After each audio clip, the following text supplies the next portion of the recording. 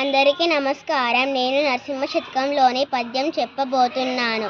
వ్యాసుడే కులమందు వాసిగా జన్మించే, విదురుడే కులమందు వృద్ధి పొందే, కర్ణుడే కులమందు ఘనముగా వర్ధిల్లే, ఆ వశిష్ఠుడెందునవతరించే, ఇంపుగా వాల్మీకి ఏ కులంబున బుట్టే, గుహుడను పుణ్యుడే కులము వాడు, శ్రీశుకుడెచ్చట జలగి జన్మించెను, శబరి ఏ కులమందు జన్మమొందే, ఏ కులంబున వీరిందరిచ్చినారు, నీ కృపాపాత్రులకు జాతి నీతులేలా, భూషణ వికాస శ్రీధర్మపుర నివాస, దుష్ట సంహార నరసింహ దురిత దూరా.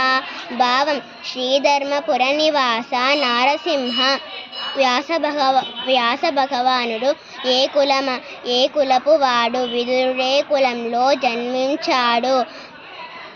మహారథి కర్ణుడు, శ్రీరామ ప్రభువుకు గురువైన వశిష్ఠుడు, రామకథను పాడిన వాల్మీకి, రామచంద్రుని నావనెక్కించిన గుహుడు, శ్రీశుకుడు, రామయ్యకు ప్రేమతో ఎంగిలి పండ్లు పెట్టిన శబరి ఏ కులంలో పుట్టారు, ఏ కులంలో పుట్టి ప్రసిద్ధులైనారు.